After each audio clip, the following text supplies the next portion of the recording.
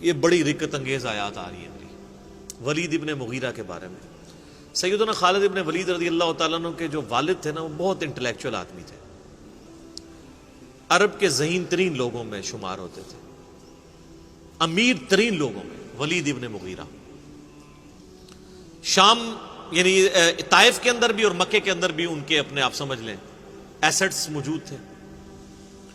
طائف تو اسی طریقے سے ہے جس طرح ہمارے شمالی علاقہ جاتا ہے، وہاں تو برف بھی پڑتی ہے، تو ابھی بھی اس زمانے میں بھی لوگ گرمیاں گزارنے کے لیے وہاں جایا کرتے تھے، آج بھی لوگ جاتے ہیں۔ یہ جو نکاح مسیار والا فتنہ سعودی علماء نے شروع کیا ہے نا، وہ اسی چکر میں شروع کیا ہے نا۔ شیعہ نے نکاح متع شروع کیا، انہوں نے نکاح مسیار شروع کر دیا، تو وہ زیادہ تر نکاح مسیار کے لیے وہیں پہ جاتے ہیں طائف میں۔ تو اب یہ ولید بن مغیرہ جو تھا نا، یہ چونکہ ذہین بھی تھا، سمجھدار بھی تھا، بڑا جاندیدہ بندہ تھا، جیسے ہر یعنی معاشرے میں ایسے انٹیلیجنشیا ہوتا ہے، تو کافروں نے میٹنگ کر کے اس کو لانچ کیا کہ یہ جا کے نا نبی علیہ السلام سے دو ٹوک جا کے بات کریں، کیونکہ آپ علیہ السلام کی دعوت پھیلتی جا رہی ہے، تو کوئی ذہین بندہ بھیجیں مناظرے کے لیے، ٹھیک ہے، جو مناظرہ کرے۔ اب آپ علیہ السلام کے پاس جب وہ آیا، آپ صلی اللہ علیہ وآلہ وسلم سے جب گفتگو شروع ہوئی تو اس نے ہر طرح سے سوال کر کے آپ کو نا چیک کیا، جس کا ذکر جو ہے نا وہ پچھلی صورت میں بھی گزر چکا ہے، میں نے پہلے بتایا تھا، آگے جا کے نا اس کی ڈیٹیل بھی آئے گی۔ سورہ المعارج میں تھا یا سورہ قلم میں تھا، تو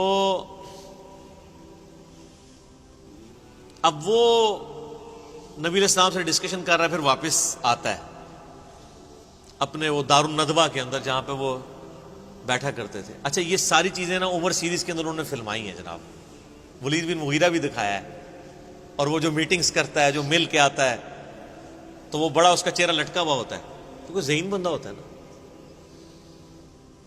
اب وہ اس سے پوچھتے ہیں بتاؤ کیا بنا، کیا اس کو ہم جادوگر کے؟ ان کا نہیں، جادوگر نہیں ہے، جادوگروں کو میں جانتا ہوں، یہ جادو کلام جادوگروں والا ہے ہی نہیں ہے۔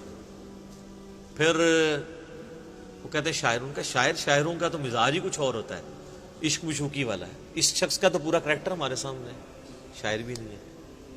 کاہن، ان کا کاہن کہاں سے؟ ہمارے سامنے یہ پل بڑھ کے جوان ہوا ہے، اس کا کریکٹر ہمارے بالکل سامنے ہے، ایک ڈائنامک آدمی تھا، کبھی اس کا کائنوں کے ساتھ نہ کوئی دوستی رہی ہے، نہ کبھی کوئی کسی مجالس میں اس طرح کا شریک ہوتا تھا۔ تو وہ اچھا، اب ان کو لگا کہ گیا جی یہ ولی صاحب بھی گئے نا، تو پھر اس نے بہانے کر کے نا، اس نے کہا زیادہ زیادہ کہنا یہ کہہ دو یہ اگلے لوگوں کی سٹوریاں بیان کرتا ہے، حالانکہ قرآن میں کیا صرف اگلے لوگوں کے واقعات ہی ہیں؟ آنکھوں میں آنکھیں ڈال کے مشرکین عرب کے ساتھ گفتگو نہیں ہوئی ہے، مکی قرآن میں تو ہوئی ہوئی ہے۔ اور پھر ہاں یہ بھی کہہ سکتے ہو تم کہ ایک جادو پیچھے سے چلتا آ رہا ہے، بس اسی کی ایک کنٹینیوشن ہے، ایک بہانے کے طور پہ۔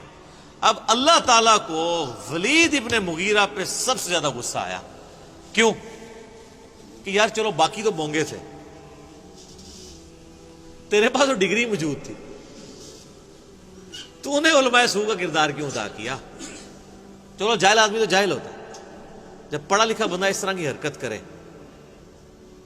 تو اس پہ پھر غصہ زیادہ آتا ہے۔ اب یہاں سے اللہ تعالیٰ کا غصہ ولید ابن مغیرہ پہ شروع ہے، اور کس سخت الفاظ کے ساتھ ہے۔ اب یہ لادہ بات ہے کہ اسی کے 3 بیٹے مسلمان بھی ہو گئے بعد میں۔ ایک بیٹا تھا ان کا ولید ابن ولید، وہ خالد ابن ولید سے بھی پہلے مسلمان ہوا، اور اس کی وجہ سے حضرت خالد ابن ولید بھی اسلام سے امپریس ہوئے اور بعد میں مسلمان ہوئے، اگرچہ صلح حدیبیہ کے بعد ہوئے۔ 19 سال تک کفر کی زندگی گزاری ہے حضرت خالد ابن ولید نے، بعد میں پھر دیکھیں اللہ نے ان کو کہاں سے کہاں پہنچایا، اللہ نے پھر مسلط کر دیا رومن امپائر اور پرشین امپائر کے اوپر ان کو۔ تو دوسرا بیٹا تھا خالد ابن ولید، اور تیسرا ہشام ابن ولید، یہ 3 بیٹے ہیں جو مسلمان بھی ہوئے۔ عمر سیریز کے اندر انہوں نے یہ سین بھی فلمایا ہے، جب خالد بن ولید مسلمان ہوئے نا، تو کافروں نے اب ان کو تانا دینا شروع کر دیا کہ اس نے وہ دین قبول کر لیا ہے جس کی جو ٹیکسٹ بک ہے اس میں اس کے باپ کے بارے میں اتنی سخت باتیں موجود ہیں، تو یہ کیسے تلاوت کرے گا ان آیات کی؟ تو سیدنا سالم جو بخاری مسلم میں آتا ہے 4 بندوں سے قرآن سیکھو، ان میں سے ایک ابن مسعود بھی ہیں، ابی ابن کعب بھی ہیں، اور سالم بھی ہیں. یہ یعنی ینگ سے نوجوان تھے. ان کے پاس حضرت خالد بن ولید آتے ہیں اور کہتے ہیں مجھے قرآن سکھاؤ.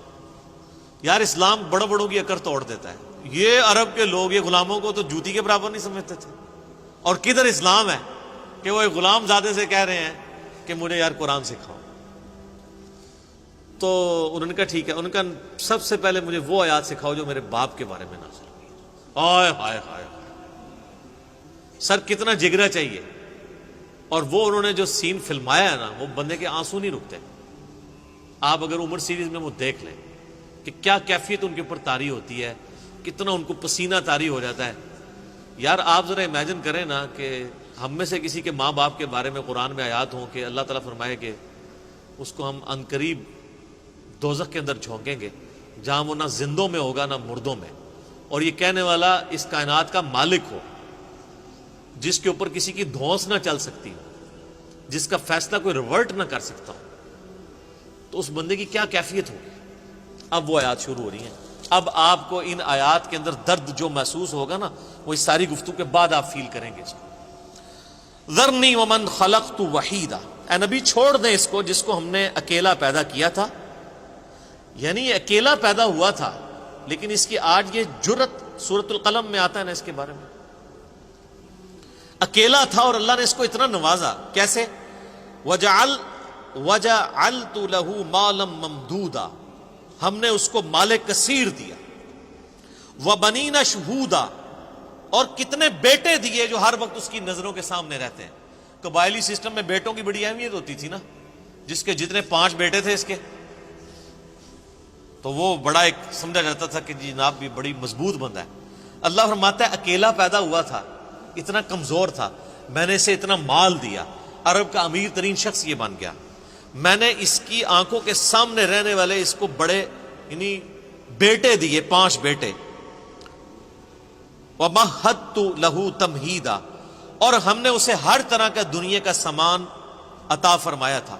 ثُمَّ يَطْمَعُ أَنْ أَزِيدَ، پھر بھی وہ طمع رکھتا ہے کہ ہم اسے مزید دیں. دوسری طرف تو ظاہر ہے کہ وہ تو بخاری مسلم کی حدیث ہے، کسی کے پاس سونے کی 2 وادیاں ہونا تو وہ کہے گا میرے پاس تیسری آ جائے، اس کا پیٹ تو قبر کی مٹی بھرے گی. تو یہ تو انسان میں بلٹ ان ایک ہے. کلا، ہرگز نہیں، یہ وہی ہے نا. انہ کان لآیاتنا عنیدا، یہ ہماری آیات کا سخت دشمن ہے. سأرہقہ صعودا، میں عنقریب اسے مجبور کروں گا کہ یہ وہ کٹھن چڑھائی چڑھے، یعنی دوزخ کے اندر. آپ پتہ دوزخ میں چند عذابات یہ بھی ہیں کہ پہاڑ کے اوپر چڑھایا جائے گا. سخت گرمیوں میں سر سیڑھیاں چڑھنا مشکل ہو جاتی ہیں، اور اگر کسی کو یہ سزا دے دی جائے کہ سخت گرمیوں میں اس نے 2-3 کلومیٹر اونچا پہاڑ سر کرنا ہے، تو یہ کتنا بڑا عذاب ہے. عنقریب ہم اسے چڑھائی پہ چڑھائیں گے. انہ فکر وقدر، بے شک اس نے غور کیا اور ایک دماغ سے کوئی بات طے کر لی. فقتل کیف قدر، اس پہ پھٹکار ہو اس نے کیسا دماغ لڑایا اپنا. ثم قتل کیف قدر، پھر اس پہ پھٹکار ہو اللہ کی طرف سے، یہ برباد ہو جائے اس نے کیسی بری بات سوچی. یعنی اس کے دل نے بھی گواہی دے دی تھی کہ یہ پیغمبر ہے، پھر بھی اس نے جان بوجھ کے اپنی چودراہٹ قائم رکھنے کے لیے کیسے دماغ میں پلان تیار کیے. ثم نظر، پھر اس نے نظر اٹھا کے دیکھی. ثم عبس وبصر، اس کے بعد اس نے تیوری چڑھائی اور ترش رو ہوا. ثم ادبر واستکبر، پھر اس نے پیٹھ پھیری اور غرور کیا. یہ اس کی ساری ایکٹنگ جو کچھ اس نے کی ہے نا اس مجلس کے اندر، یہ سے آپ کو پتہ ہی ہے نا، یہ نعت خوان بھی جو بڑے بڑے ہوتے ہیں نا، ان کو بھی آپ دیکھیں اسپیکر میں آ کے تھوڑی تھوڑی دیر بعد کر رہے ہوتے ہیں، کبھی کچھ نکال رہے ہوتے ہیں کہ اپنا تھوڑا روپ ڈالنے کے لیے. علماء کے ہاں بھی آپ کو نظر آئے گا جو بڑے بڑے ہیں نا، ان کی خاص قسم کے وہ ذرا سا ایسے کرتے ہیں تو ایک ساتھ بندہ رومال لے کے آ جاتا ہے، ٹھیک ہے نا، تھوڑی ایکٹنگ. اور پھر تھوڑا سا کتاب پڑھی ہے تو وہ اینک تھوڑی سی ایسے کر لی ہے، ایسے کر کے سائڈ پہ کر لی ہے، پھر ایسے کر کے ایسے ایسے، یہ جو سٹائل ہوتے ہیں نا صرف اپنا علمی روب جھاڑنے کے لیے، یہ سارے کام وہ بھی کر رہا تھا تو اللہ تعالیٰ نے اس کو نقل کیا ہے کہ کبھی یوں کرتا ہے، یوں دیکھتا ہے، جیسے بڑا کوئی بڑا فلاسفر ہے ان کو بڑی بڑی گال کر لگا ہے، وہ کڈی کے گال ہے انہیں وہ دیکھ لو تسی۔ فقال ان هذا الا سحر یؤثر، یہ کہہ سکتے ہو یہ جادو ہے جو پچھڑوں سے چلتا آ رہا ہے، ان هذا الا قول البشر، یہ تو نہیں ہے مگر ایک انسان کا ہی کلام ہے۔ سأصلیہ سقر، ان قریب میں اسے جہنم میں جھونکوں گا، وما ادراک ما سقر، تمہیں کیا سمجھ گئے جہنم کیا ہے، یہ جہنم کی آگ کیسی ہے، لا تبقی ولا تذر، نہ باقی رکھے اور نہ ہی چھوڑے، قرآن میں آتا ہے ثم لا يموت فیہا ولا یحیا، نہ وہاں کوئی زندوں میں ہوگا پھر نہ مردوں میں۔ سورہ فرقان میں آتا ہے آج ایک موت نہیں کئی موتیں مانگو، وہ کافر کہیں گے اللہ موت آ جائے جان ہی چھوڑ دے، لیکن موت نہیں آئے گی۔ اللہم اجرنا من النار، اللہم اجرنا من النار، اللہم اجرنا من النار، آمین۔ اللہم من احییتہ منا فاحیہ علی الاسلام ومن توفیتہ منا فتوفہ علی الایمان۔